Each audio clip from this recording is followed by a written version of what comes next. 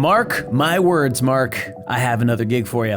We're working on some promos for the Lugnuts Season 2 premiere. It's that show on Wrench TV with the two goofy co-hosts who drive around in old cars and talk shop. We did a shoot with the talent on a stage, and the spots have already been edited for you. What we need is a visual effects wizard, that's you, to help us dial in the composite and to get everything to look nice and pretty. The artwork has a very unique style to it, so you may have to finagle things a bit to get the talent to really sit in that environment, but I know that you're up to it. We're gonna have you do the daytime spot in this campaign, and we'll hire that lesser-known, cheaper artist that you referred to us for the nighttime spot. Thanks. All right, don't listen to what clients say. I'm gonna do my best with the shot, but you guys are gonna kill it. All right, pay no attention to what clients say about you. They don't know what they're talking about. Here is the cut. Let's just take a look. Hey, Tracy. What'd the bartender say to the jumper cable? I couldn't possibly imagine. I'll get you a drink. Just don't start anything. Get ready, gearheads. Season 2 of the Lugnuts premieres October 28th, only on Wrench TV. There you have it, a 20-second spot with 3 clips on green screen. And that's about all that's in here. The rest of the elements are going to be found in Photoshop. So let's just take a look at that. Here is our background. And this is a beautiful piece of artwork, which we'll get a closer look at once we're in the project. Just the basic organization here. We have a background landscape, some elements that are meant to be in the middle ground, and then these foreground elements. And I think the idea with this wide format is obviously that this is going to be scrolling by, I'll date myself and say Flintstones or Hanna-Barbera style, with the elements just repeating. It's going to look great. And there is also an end card. So this is what the client wants the final shot to look like. Cool. Looks like a piece of cake. Here is that same cut in After Effects. It's very simple. And a couple things to point out before we get started. We're defaulting to timecode here, which actually might be just fine. For something like a spot, you're often going to refer with your client to specific seconds and even frames. So that works for me. And these R3Ds need a little bit of love in terms of having useless titles and probably, once again, also having bogus start time code. So I'm just going to set this to 0. Once again, you've seen me do this before. Copy that interpretation and paste it to the others. Doing it with the menu just so you see what I'm doing. And then I'm going to rename these. So this one we'll just call 2-shot MCU. And then this final one will be the wide. And as you can see, when I rename them in the project, they're renamed in the timeline, just in case you never came across that before. Now, you may find that these R3D files are a little rough to work with on an older machine, a little slower. So if that's the case, make sure you watch the short bonus video on how to set up proxies. So the first step is going to be to just pull some quick keys on these and see how they look. And even without trying, I can tell that this is going to be the most straightforward shot. So we'll start with this one. What are the issues here? Well, on the positive side, it looks like it was really well shot. There is incredible detail in this hair, which we want to preserve. She is blonde, which theoretically is a challenge, although I'd say blonde against blue is even a bigger challenge than against green. There's some soft focus behind her, so we've got shallow depth of field, which is great. And so there's some nice blurring on the edges here, which again will preserve that. And it looks like there's going to be some green spill. So let's just see what happens if I fire up key light. So once again, I'm going to switch to my keying layout that I already made for myself. And the process is as you've seen before. And again, I'm really mostly being mindful of where we get good hair detail. So it doesn't look like there's any perfect place for the background, but that's pretty good. And remember, all this out here really doesn't matter at all. Find our screen balance setting. Great. And now what I want to do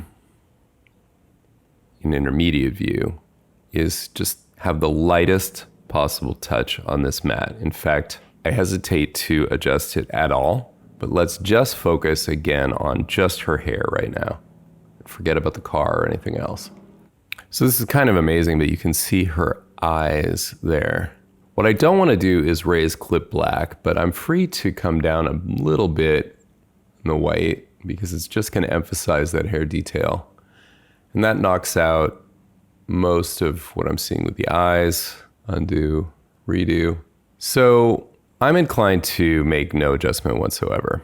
So let's just leave it right at clip black and clip white, which honestly is us living in a completely ideal world.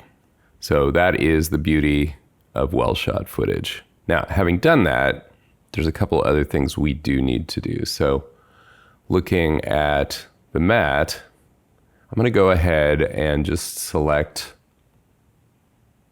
just the talent. And let's hit a little preview here. So let's see if she's going outside my mask and evaluate the mat.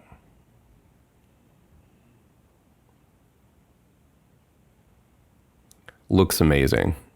So the good news is, right off the bat, this is going to be an amazing shot. So what you're seeing here is a pretty ideal matte situation. We probably should have monkey wrenched it a little bit to make it worse. No, I'm just kidding. Actually, the truth is, this is what you're always aspiring to. If you don't need to touch clip black and clip white, that means you have an extremely well shot and also well garbage matted element. We couldn't do this for the whole shot, mind you. But the fact that the hair, which is the most crucial fine detail, is working with such a light touch means we've got a good shot at getting a great looking mat on this. That obviously is leaving a lot of foreground. Let's just see how close we can even get. Well, it could be worse. So gently, let's see if I can coax a little more solidity into this foreground. Go down to about 85, not bad. And then in the background, I already know I don't want to try to fix things like that with these controls, but actually they clean up all right. Switch to intermediate. Look at the mat. And let's preview that one. So obviously there are a few issues, but really not that bad. The sunglasses are a thing. Her hair is a thing. Now let's just switch out of alpha view and take a look. My concern is that the hair is just going to get clumpy, especially when she's in soft focus. So we have a rack focus from him to her. You see that here? And when she's in soft focus, if all of her edge detail kind of clumps up like that, that key's not going to look very good. What is the number one thing to remember here? The only things that really matter in this key are her hair and his face. Everything else is part of a hard body, a solid object that doesn't actually technically need to be keyed at all. It could be handled with roto instead without a huge amount of problem. I'm not saying we have to go there, but if the spill were a lot worse, let's say the entire interior of the car had green spill, which I've seen before, then I would immediately just focus on those two areas I was talking about and handle everything by breaking it apart into masked areas. So we'll see how that goes. As for this end shot, I can tell you right off the bat, this is a completely different deal. But let's go ahead and just get a key off of it anyway. Just to see what's going on. Now, where do I even select my background color?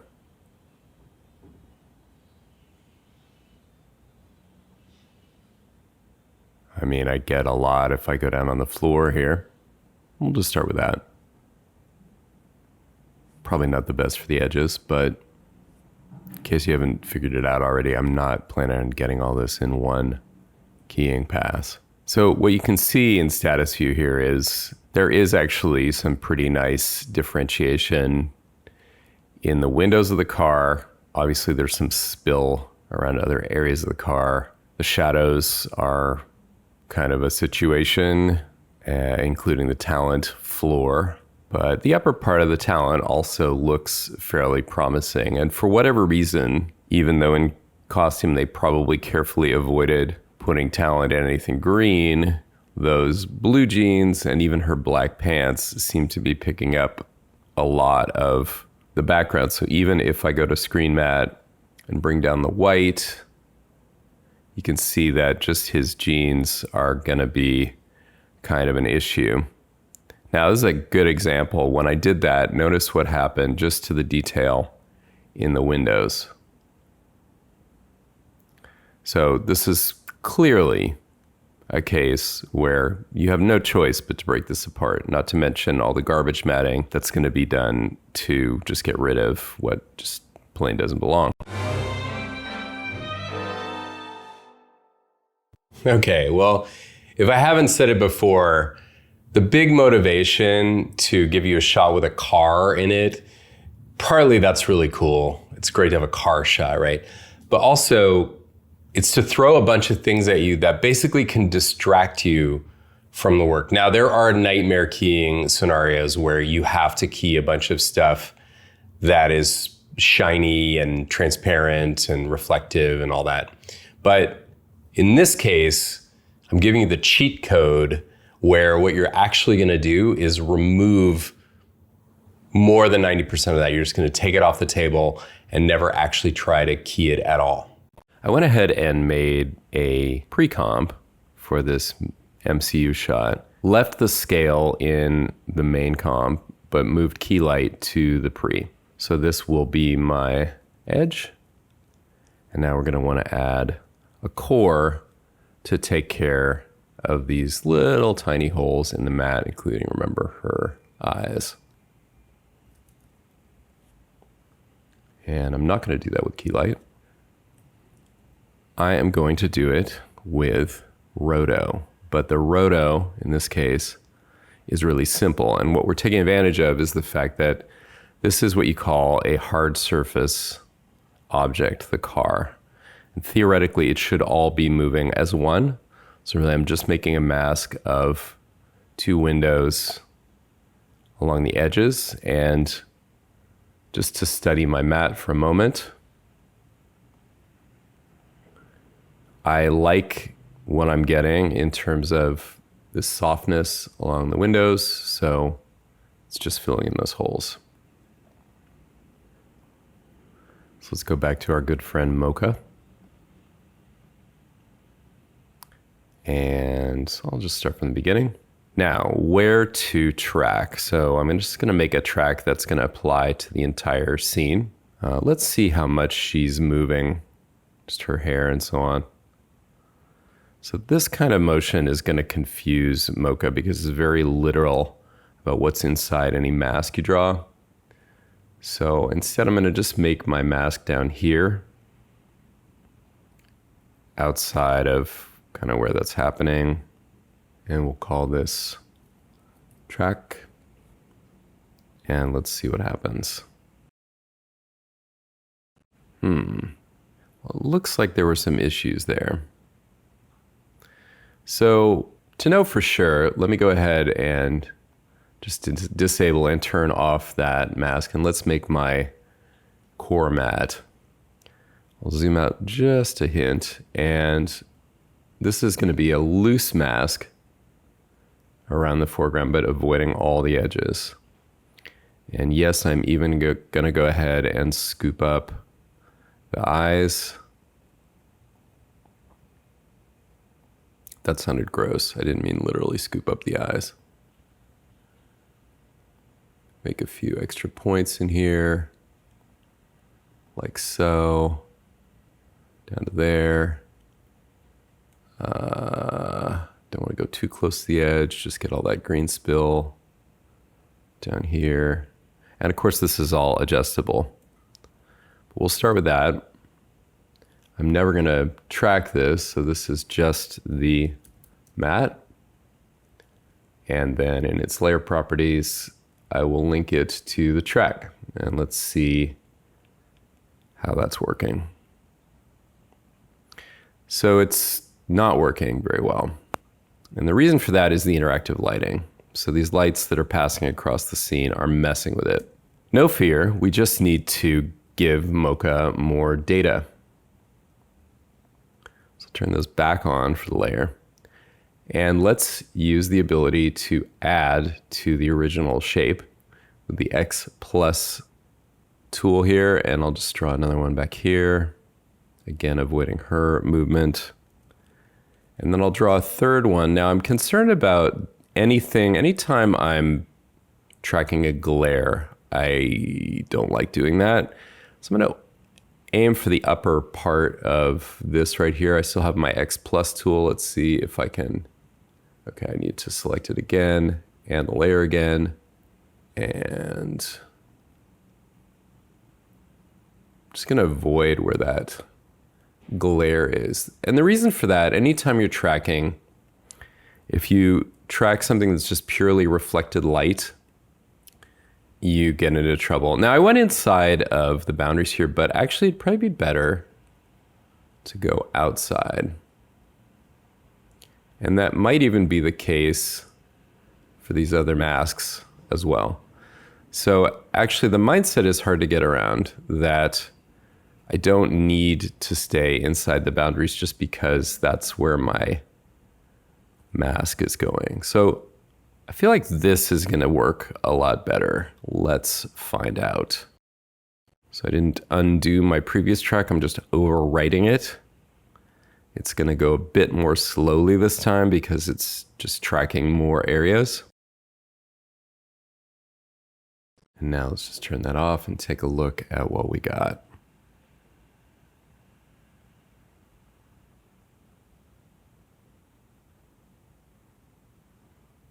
All right, that's looking a lot better. And it looks like what I just didn't do was kind of refine my original roto here. So this was kind of a gap the whole time. And I can go to the inside of that edge, because again, I like the edge. The issue was with some holes in the mat. So this is not a very delicate mat that I'm dealing with here. Let's make sure this is probably going to be the hardest point right down here, because the reflection goes all the way across and very near the edge. Let's just carefully look at that. Well, it's staying within the bounds everywhere. Her eyes are within this mask up until she turns her head, where it's no longer an issue. I call it good. By closing Mocha, I get the save option, make sure to save, and let's enable that core layer.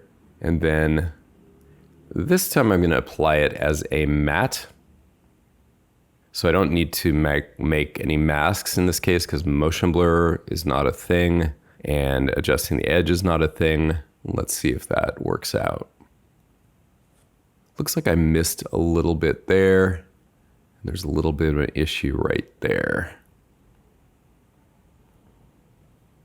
I'm going to go back to the keyframe, because this is not something I actually am trying to animate. So just to be clear about that, I went back to where my first shape was drawn in order that it not animate this mat. I'm gonna go really close to the edge here. And let's see if that stays in bounds. Yeah.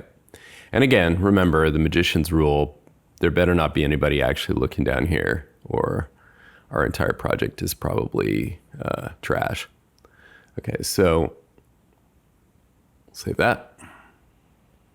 It updated automatically. That looks good. And let's admire our masterwork. Yep, so nitpicking, we are losing a little edge softness there, and I just am not going to let that bother me. So it's looking to me like we have 3 different types of shot in this exercise, or rather in this lesson, and hopefully the exercise will be similar, where there's this shot that really is all about keying finesse. Then there's the prior shot, which is going to be a combo of keying finesse and some grunt work, separating things out. And then we have the final shot that's going to be a lot of grunt work. So I haven't even added the background yet. And rather than do that now, let's suppose we didn't have the background yet. And all we know is that it's kind of bright orange yellow. Well, as you know, in comp settings, I can change the background color. And so I can choose something that is that kind of saturated. I'll go with a brighter color. And I can even do this interactively, so I can look for the color that's really going to show the flaws with my foreground. So there are a couple different ways you can use this. You can choose something that approximates what your actual background is going to be. That's a good way to go. Another way to do it is just choose the thing that is the most opposite of your foreground and your matte color, which we're actually kind of close to that as well. If you look at the color wheel, orange is not the absolute opposite of green. And of course, we all know red is the true color opposite. But I think orange is showing it just as well in terms of certainly where there's green spill. And, well, let's just take a look and see what we see. Okay, well, at this point, let's add a little spill correction and see what that gets us. Go ahead and set this to ultra. And that improved. Notice at standard, there's some dark edges, which even just ultra at the default is doing a better job removing. So that was useful to know. What we've set up here is effectively a worst case scenario. Imagine that the background were actually just a static, very bright background, and you can see that we'd be doing pretty darn well. Even the tiniest little hair details are holding up without any chatter or kind of appearing and disappearing very much at all. Amazing. I hope you like the color orange. Using a contrasting color like this doesn't have to be orange, but it's often something even worse like pink. It helps you really clearly see fine detail that needs adjusting.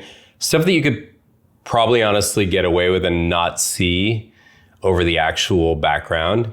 But especially while you're learning, I really recommend this, and even when you're not, because sometimes you miss something, especially with a detailed background like we have here, and this is a way to ensure against that. We knew about the problem with the sunglasses. Ironically, they look pretty good because they are reflecting green, and so reflecting orange looks just as natural here. Similarly, some other things like the reflection on the back of the seat look fine, right?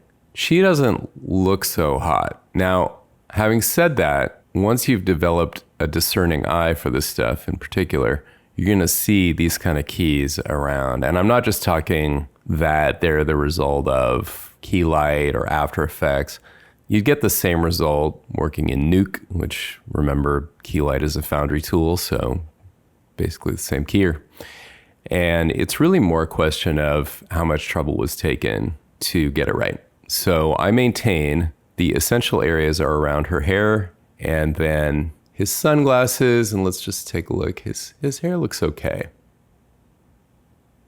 And other than that, I am dealing with hard surfaces, which even now are holding up remarkably well. Where there are holes, those are going to be a problem once there's a moving background. That would really look bad when you see things moving under there. But remember, there are very few holes and they're pretty minor. Once again, I've pre-comped and moved key light into this comp. So just to remind, we have a really good matte, but I'm going to call this one the main matte because we don't actually want to use it for what really counts, which is the talent. I'll just turn it off for now. And let's just focus on her mat. Now, remember, this footage is 5K. So right now, I'm not even at 100% yet.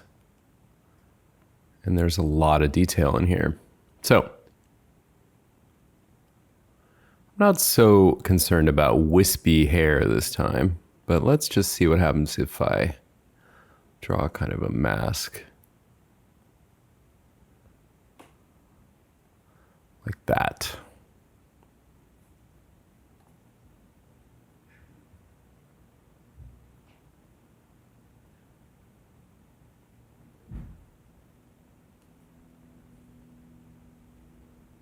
Looks good. And I'm going to stop when she's in focus and just try to get a good mat for this part.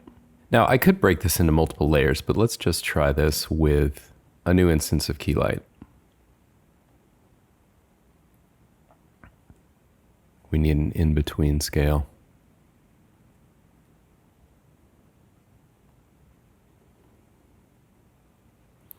Presumably some color right around her is what we want to choose. Let's see if that turns out to be true. That looks pretty good.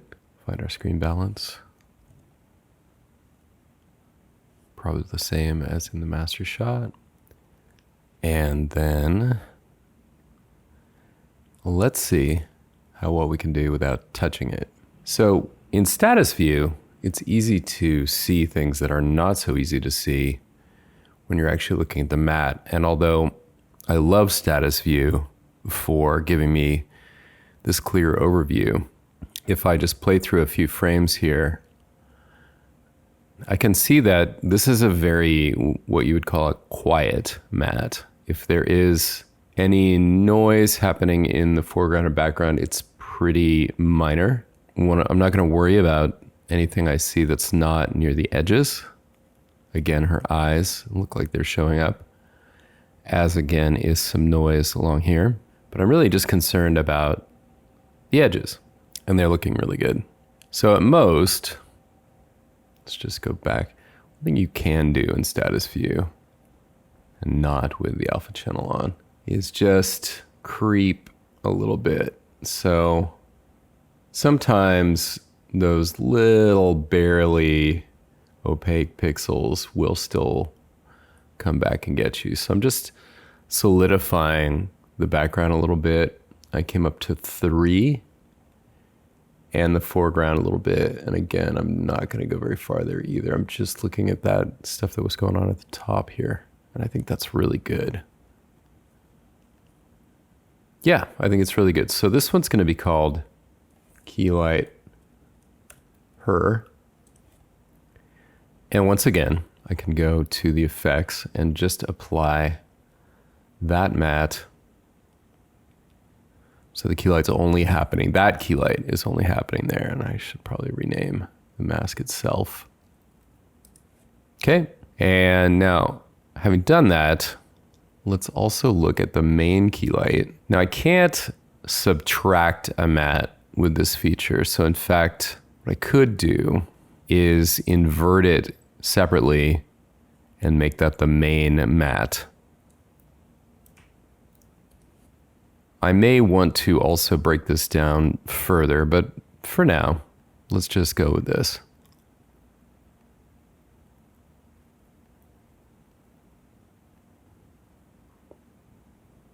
And if I re-enable key light, oh, I need to invert main. There we go. And let me just hide the mask. Okay. So she was my biggest concern. And now I'm going to add a fill matte, core matte, and I'll just use the exact same settings. So call this one edge, this one core. Now notice that all but a couple of the holes are already filled in just by doubling it up. Now that means the edges are doubled up too, so we do have to back off, but there's a little bit of a hole here. There's still his sunglasses. There's something going on over here. There's a little noise there. Pretty minor stuff. And I never even added any matte tools to this. So for example, in the edge, I'm gonna go ahead and add key cleaner. Let's turn off the core as well and just see what key cleaner does. So that's going to soften some of that, and that's at the default. Let's make sure we're happy with the default. That's not a very attractive still frame. And yeah, I'm zoomed right in on the edges, but that is how you evaluate, and that is going to be just fine, even at the default radius of 10. If I see anything wrong, I can certainly fix it later. And then for the core, let's actually apply the same effect there, and let's see what we can do with that. I don't need this open anymore. I'm looking at the two of them together because the core only matters to the extent that it makes a difference in the edge. Now, if I raise the radius quite a bit, it's not plugging those holes. In fact, they're getting worse. What if I go down? It's about the same. So in fact, the default setting, as is often the case, is pretty good. So now, let's see what happens if I choke the mat. Now, if I just straight up choke it, as we know, the holes like that one will get bigger. These as well, that's getting worse as well. So this is a case where maybe a spread before a choke is going to help. Now, the spread mat is obviously a disaster. The edges are destroyed. So this has to be done with a careful eye to what is actually happening. But you can call this one spread and then duplicate it. Call this one choke. And choke is going to choke quite a lot. And then we're just going to study these edges and see. Okay, that needs to be choked a lot more. And we may also have to hold it out from certain areas where it's not really needed. So basically right now, I don't like what it's doing here. And remember, she's in focus right now, so this is out and there's a lot of blur. And by this, I mean this element here. So getting all this extra grunge, right? Don't want it. And I'd have to choke so far to pull that in. I mean, it's still not even helping. See, that's still sticking out there. I admit it, this is noodling. In my defense, we're trying to avoid something even more tedious, which is further isolation of elements. Keying is kind of noodly. The dirty truth, not really a secret about keying, is that it's not really automatic. You end up having to do quite a bit of fine adjustment. It sounds really great to have the computer just do it for you, and it's doing an okay job, but it needs your help, and that gets kind of noodly. In a case like this, I would want to see what happens if I go back here and take the mat that I had around her and just one point at a time.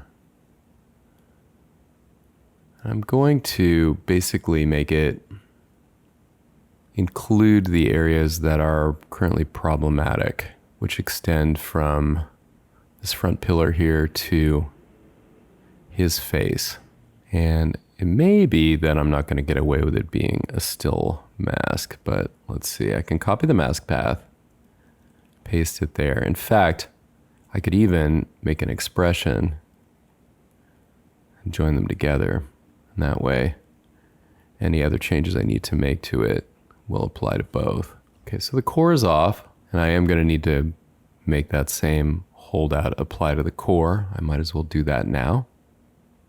I'll just take away this main one, and again, just tie this mask to the other one and call that holdout and invert it. So now, theoretically, I can turn on that core mask and not affect this, but that is not happening because I have it tied to an effect. And this is how complicated things can get at this stage. So let's take that out. And in fact, the key light on her doesn't really matter anymore, so I can just take that out as well. Now we are good, at least for this frame. So now let's see what happens over the entire clip. That is a damn fine looking mat. I see an issue here, which we knew about.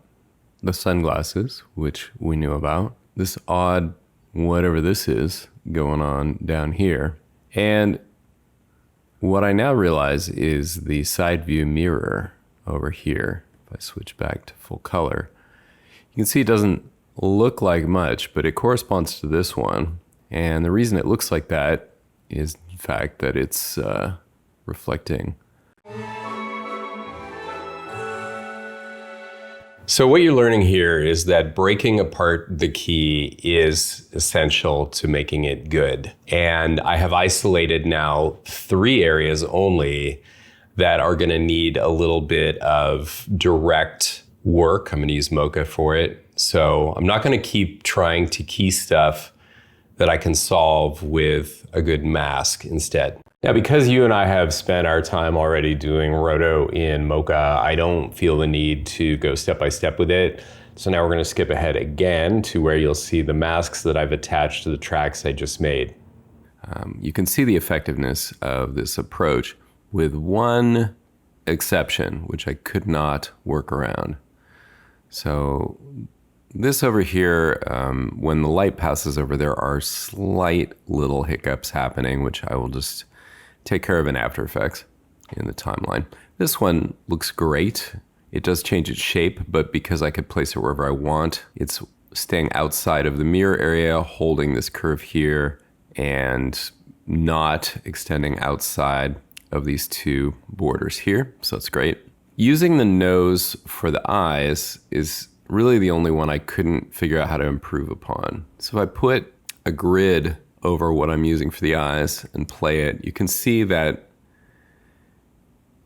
the plane matches that of the nose, and so it's sort of perpendicular to the glasses. And again, this is not 3D tracking. And the result of that is that I'm gonna have to go in and roto, kind of set some keyframes, which is a lot easier than doing this all by hand, but I don't want this mask to extend out into the green screen, because if I key within this mask, then I'm keying out holes again, right?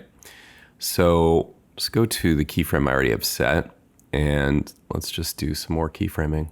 What you're seeing here at high speed is me tracking the nose and then tweaking the mask that's linked to the nose so that it just holds out those reflections in the glasses. Now, because those change from frame to frame, there's no way I can track just them. And the nose is a thing that is very consistent throughout the shot. So I turned off the tracking mats, saved, closed, and in the Mocha effect, applied the matte. And now I've looped up a preview at half res, and a full 4K preview takes, even on a fast machine, like longer than it took me to do all that roto just to review and watch. And this is giving me a good enough idea here. And I can switch to the alpha channel, and we can see that around the sunglasses, things are working great. No problem there. Remember that the apply matte doesn't let me adjust feather or get any motion blur. So for these other 2 masks here at the seat one, I'm gonna definitely need some softness there, and I'll look at whether those little hops that were in there are affecting that when I zoom in more closely. And then here I need just a little more softness there as well. So let's go ahead and turn that off, unapply the matte, and instead create some masks. And there they are. So just a little bit of housekeeping here. F reveals feather. And let's take a look at the matte while I do this. Now, I can't feather to the inside or outside using this control, but what I can do is combine it with matte expansion. So if I want to make it pretty soft and I want to have that softness extend over this curve, I can just contract the matte just a hint, and then I don't need as much feather. Okay, I think that's great. Mostly I just didn't want that one to look completely hard-edged. And similarly, this guy over here really needs to be kind of soft. I'm gonna guess that something like 10, 15 would help to turn off the mask control. So that's before. Yeah, that's looking a lot better, just like that. And again, just to take a look at the sunglasses, it's helpful to look right where they go along the edge there. And I mean, I think it's okay. I could feather it just a touch. Great. Now, incidentally, to take a look at whether this little matte hop is having an effect on the edge here, I'm just gonna hold down the page down key. There's no easy way to kind of just preview a mask in motion, but this is giving me enough of an idea. And there are some teeny little hiccups in there, but I'm gonna take a chance that nobody's gonna know about that little 1 pixel wiggle when we're already inside the edge. Call me a rebel. I'm pretty sure you don't want to see me slack off on fine detail, and yet every bit of perfect, quote unquote, roto has some slacking off in it. I pretty much can guarantee you that. And if not, then probably that artist should have stopped sooner. So let's move on, and let's move on to something really fun, which is working with the awesome background artwork that we've got. So there's a background, a middle ground, and a foreground. And this is ready to import as a comp.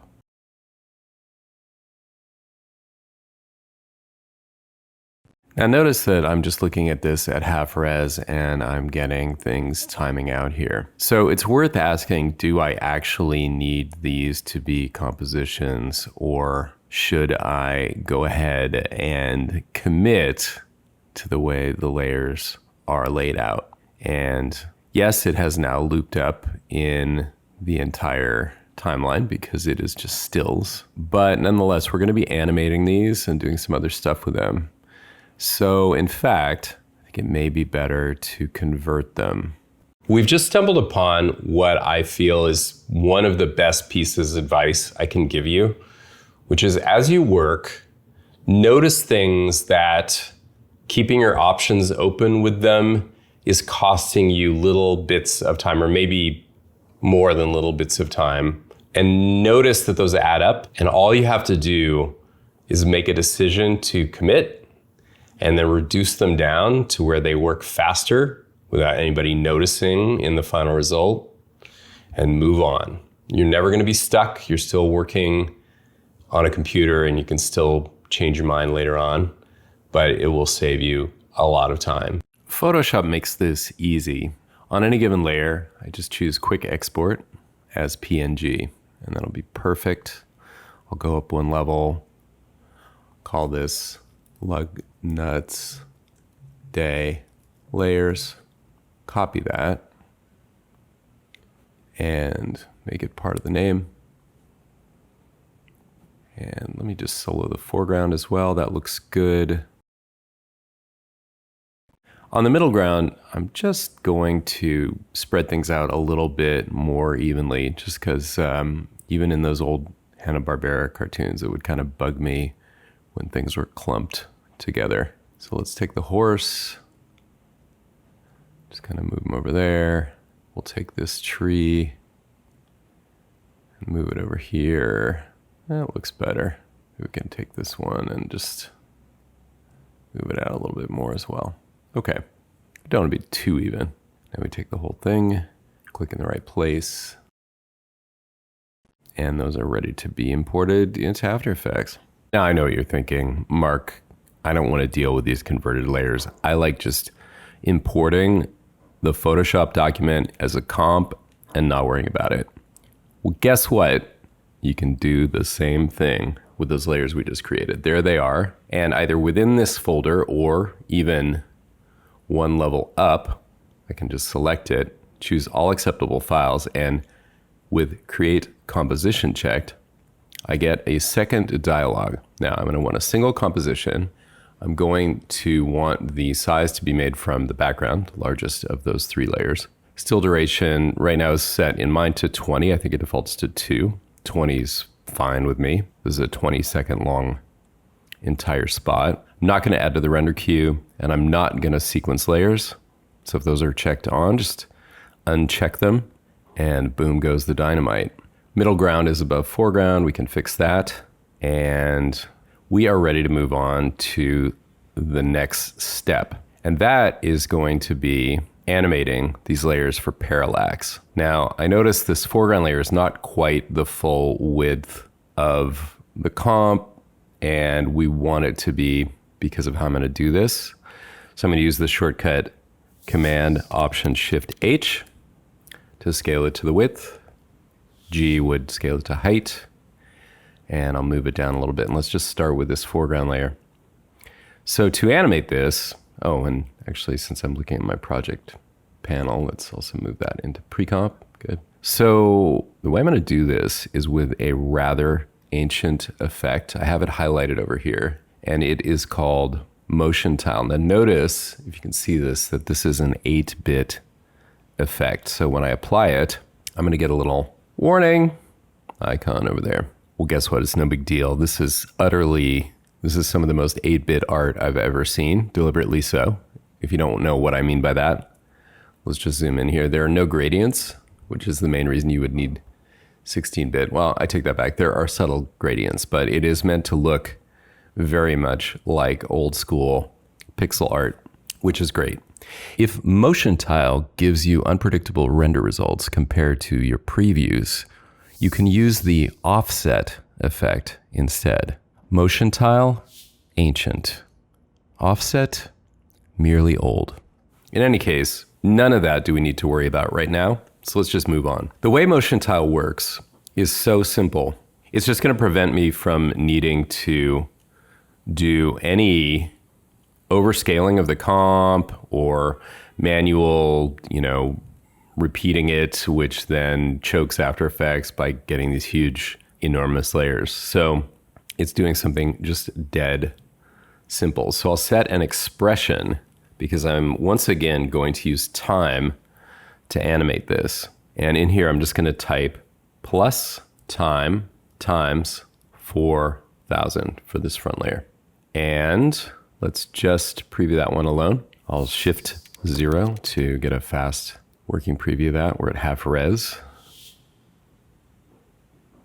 And that's the basic idea. One thing I want to make sure of, let's just go all the way to the end here. Now it is stalling out. So one of the limitations of this ancient effect is it does have a limit for the value of 1. And I think it's the equivalent of something like, what would that be? 14 bits? I don't know. But it's right around 64,000. So the thing we didn't do was offset the initial value backwards, which we could easily do. I could give this a negative 60,000 value and then re-enable the expression and done. And even if I go to the end, still moving. Okay, so that is a great starting point. And having done that, before I preview it all together, I would like to do the same for the midground layer, the exact same. In fact, I'll just copy the effect, paste it, EE reveals the expression, and the only difference here is the amount of parallax. So this goes, instead of 4,000, is going to be 2,000. When I commit that, and I have the same issue. This layer is not the correct size, so let's fix it. I need to move the foreground down just a bit. Now, the fine-tuning of how this is all going to work will happen in the actual assembly, but just to kind of get an idea right now, Let's find a happy starting point. Oh, and look at that. It's also tiling up and down, which is not what I want. Let's see if that is indeed what's happening. Yes, it is. So let me just check something here.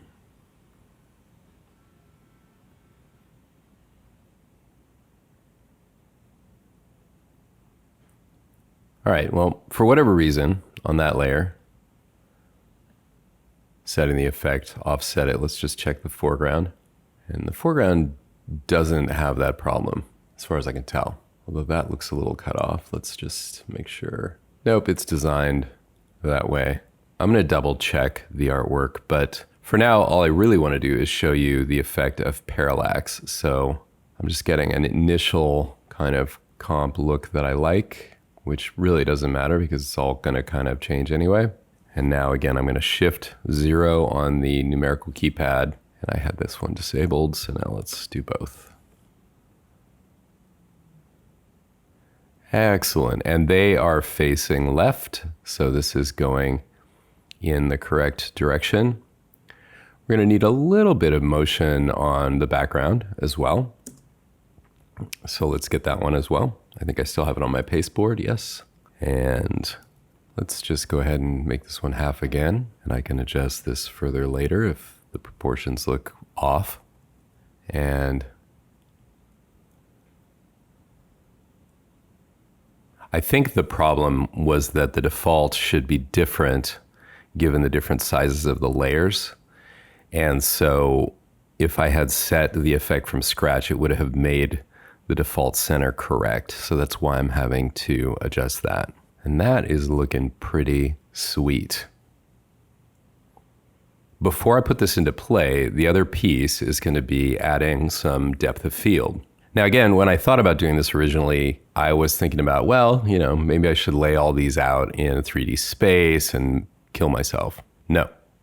Instead, what I will do is the foreground actually needs motion blur. That's probably all that needs. That one's going to be the closest to being in focus. Then for the midground, I could use something like, if I look at my blurs, I could use camera lens blur, which is very slow and adds bokeh, which I don't really need if you push it hard, and I'm not pushing it hard. So instead, I'm going to use the poor man's lens blur, which is fast box blur, and I will lower the number of iterations. Let me lower it to 1 and then blur these out a lot. And it's kind of a weird blur, right? But that's kind of the point. Camera blurs don't look like Gaussian blurs. So when you use Gaussian blur to stand in for camera blur, not only is it missing lens artifacts like bokeh, but it's also just not doing the stuff that a lens does. And this somehow is a little bit closer. Let me try 2 iterations. So that makes the effect more powerful, but it's still kind of cruder than a Gaussian. So maybe I'll use the 1 iteration look for the very background and 2 for this one. That's just kind of an arbitrary decision. And I'm just kind of doing the blur radius to taste. I think that will be fine. I can also turn on a little bit of motion blur on there. And then let's do the same for the background. This time using 1 iteration. And I don't want it to be so blurred out that I can't make out what's even back there. In fact, I think that middle ground now looks a little too blurry. If I make it 1 iteration versus 2, you can see that with 2, there's more blur. Well, maybe you could see that. In any case, this is all just me kind of guesstimating what I want the look of this to be. And the real proof is going to be putting it into play in the actual background. So now let's go ahead and do that. So for now, I'll make it the background of all of the layers. That's not really correct. And let's see what happened to it.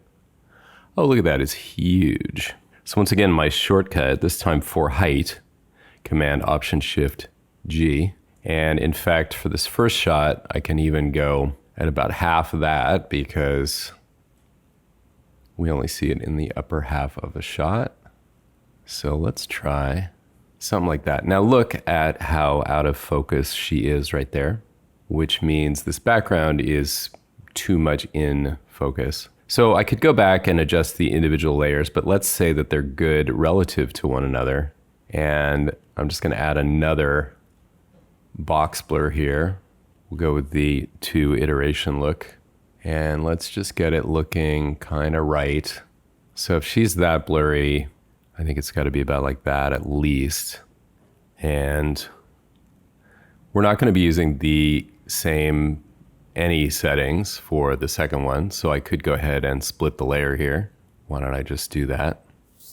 Command-Shift-D splits the layer, and let's just focus on the area that we have as a work area and preview that. I'm gonna go to half res. I can have a shortcut for that, Command-Shift-J. And again, I'll do every other frame because I'm just judging the animation and kind of the overall look right now. That gives me enough to just judge it. Okay, well, I love the fact that the clouds are going by up here, but I don't like that everything looks way too close to camera down here. So let's fix that. If I zoom out, notice that the overall layer is, we're using maybe about 60% of it. So I'll just keep that in mind. So in the pre-comp, let's see. One way I could do this, even though I carefully made these layers the exact width, is to scale them down. And over here, I can also, what I can do is lock this view. And then by locking that view, I can go into the other comp, keep that view up, and continue adjusting it. I don't get real-time interaction, so I have to kind of make adjustments and then wait to see what they look like. But I'm just getting my middle ground so that it's nice and visible there. Let's just see how it looks elsewhere. Yeah, to kind of keep the proportions, I think that I need the foreground a bit bigger. That's gonna be better, I think. Let's even try it full 100%. Okay. And we don't get to see every last little bit of detail in this beautiful background, but that's sometimes the price you pay to get the overall look that you want. It can be hard sometimes when you work with other artists and they've created something really awesome and you're either only using a little piece of it, or you're blurring it out in the background, or you're blowing it out because it's hot and sunlit, or you're making it all shadowy and dark and you can't see all that loving detail that they put into it. But the artists that I worked with that are really good don't care. What they want is for it to look awesome in the end result.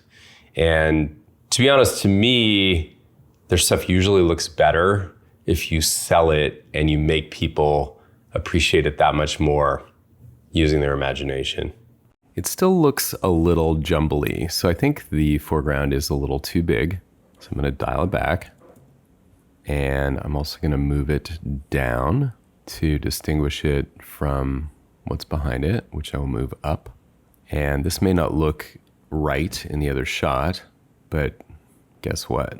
We can fudge it all we want.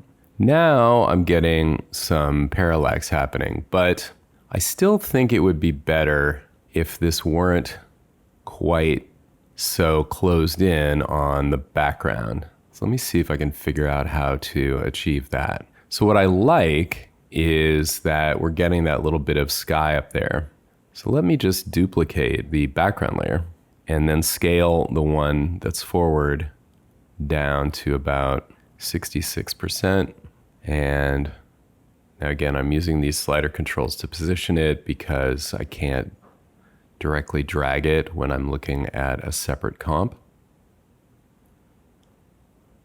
Okay, well, somewhere in there is kind of what I want. I might have to slide everything down now, but that's looking a little bit more like it. And again, we're gonna have 2 more shots where we get to see more of the background. So in a way, having it more obscured in the shot is actually creating a little bit of drama, a little tension, if you will.